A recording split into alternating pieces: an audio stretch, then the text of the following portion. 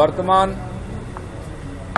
রাজ্যে যে বিভিন্ন উন্নয়নমূলক কাজ চলছে পঞ্চায়েতের মাধ্যমে তার রিভিউ করা কতদূর হলো কি ব্যাপার, আবাস যোজনা, স্বচ্ছ ভারতের শৌচালয়, অন্নপূর্ণা যোজনা এবং কি আয়ুষের যে আয়ুষ্মান ভারতের যে কার্ড, জিরামজির উন্নয়নের কাজ এবং সেন্সাসের কাজ সব চলছে। এটা পঞ্চায়েতের মাধ্যমে কর্মীদের মাধ্যমে হচ্ছে।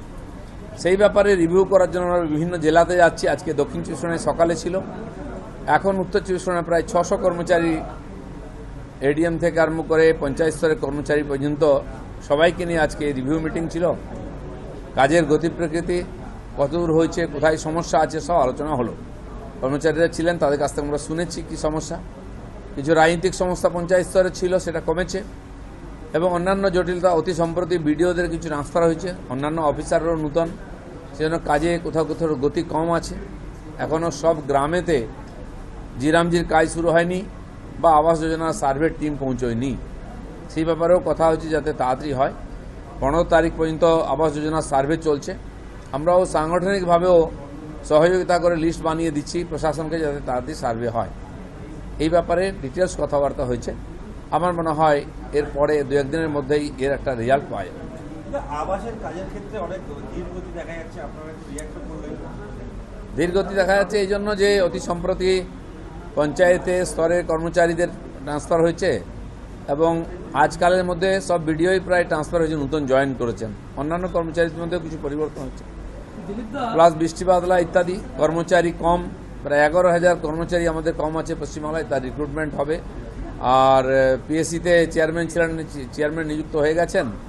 আমরাও একটু রুল চেঞ্জ করে পিএসসির হাতে রিক্রুটমেন্টের দায়িত্ব দিয়ে দেবো। তারপরে আস্তে আস্তে সব কাজের গতি ঠিক হবে। জব কার্ড ডিলিটেশন অনেকদিন ধরে বন্ধ আছে, এই ব্যাপারটা কেন? জব কার্ড ডিলিটেশনও হচ্ছে এসআইআর এর লিস্টের সঙ্গে মিলিয়ে। শুরু হয়েছে। বন্ধ ছিল কেন? বন্ধ ছিল না, সব কাজ স্লোই চলছিল। বিশেষ করে এই জেলাতে সিএতে যারা অ্যাপ্লিকেশন করেছেন তাদের নামকে রাখার চেষ্টা হচ্ছে, আর যে সব নাম বাদ গেছে সেগুলোকে ডিলিট করা হচ্ছে ভোটার কার্ডের সঙ্গে লিঙ্ক করে।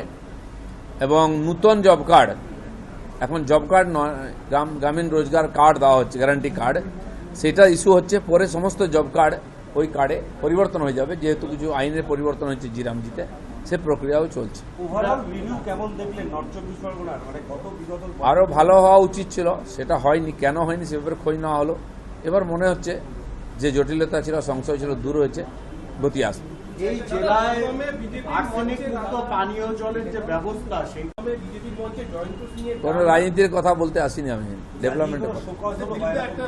না না, কোনো শোকজ হয়নি, কিছু নেই। কাজ করতে বলা হয়েছে, যদি মনে হয় আশানুরূপ কাজ হচ্ছে না সব কিছু করা হবে। মুখ্যমন্ত্রী ঘোষণা করেছেন যদি কোনো পরিযায়ী শ্রমিক ফিরে এসে কাজ চায় সবাইকে কাজ দেওয়া হবে।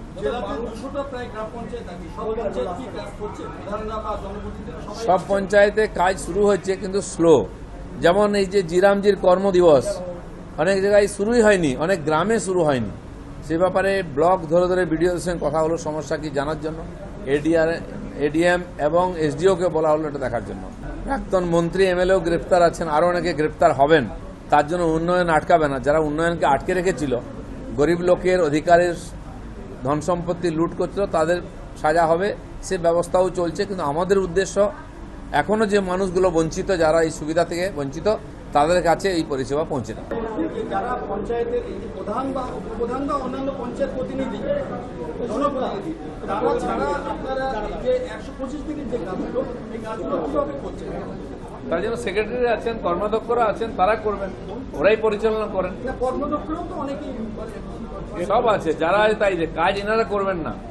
যারা কার্ড পেয়েছেন তারা কাজ করবেন, এরা কাজ দিয়ে হিসাব রাখবেন, এটাই আছে।